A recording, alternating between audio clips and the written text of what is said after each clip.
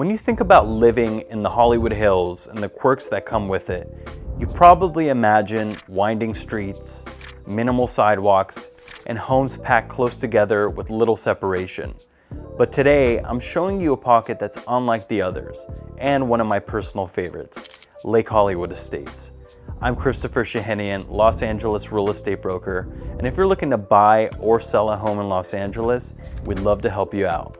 I've put a link in the description below where you can connect with us directly, but for now, let's get back to what makes Lake Hollywood Estates so unique. To start, let's define the approximate boundaries of Lake Hollywood Estates. To the north, the subdivision ends at the property lines of Innsdale and Tahoe Drive, which back directly up to the wild slopes of Mount Lee and the Hollywood sign. To the east, the pavement dead ends at the Innsdale Trailhead, marking the hard border with the protected wilderness of Griffith Park. To the south, the boundary is Canyon Lake Drive, sitting directly across from the grassy Lake Hollywood Park. And to the west, the boundary follows Lake Hollywood Drive and Mirror Lake Drive, overlooking the Hollywood Reservoir. While most people think the entire area started in the Roaring 20s, Lake Hollywood Estates is actually the distinct younger sibling of the hills, born during the mid-century boom. Unlike the steep, winding roads of the 1920s, developers carved out rare, flat building pads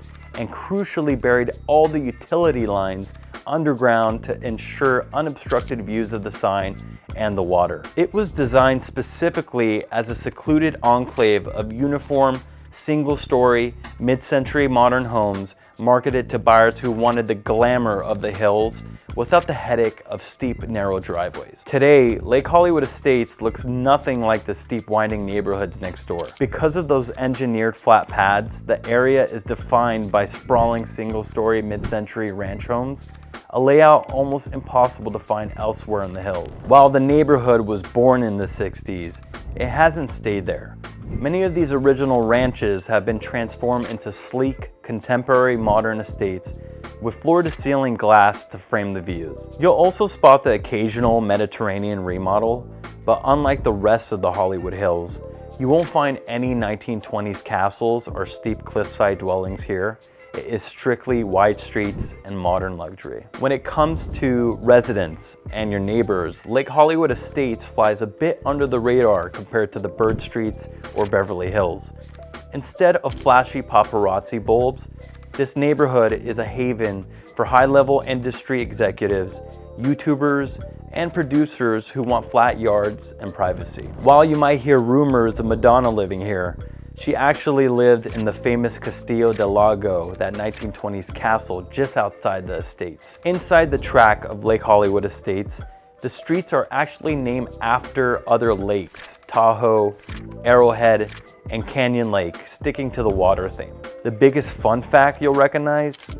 Lake Hollywood Park, which sits right at the bottom of the estates and is widely considered the best place in all of LA to get a selfie with the Hollywood sign. Because the streets here are so wide and flat, they are also a favorite location for filming car commercials. So if you see a luxury car driving with the Hollywood sign in the background on TV, it was probably filmed right here on Canyon Lake Drive. So the question is Lake Hollywood Estates the right pocket for you? I'm Christopher Shahinian, Los Angeles real estate broker. And if you're looking to buy or sell a home in Los Angeles, reach out using the links below and we'll see you in the next video.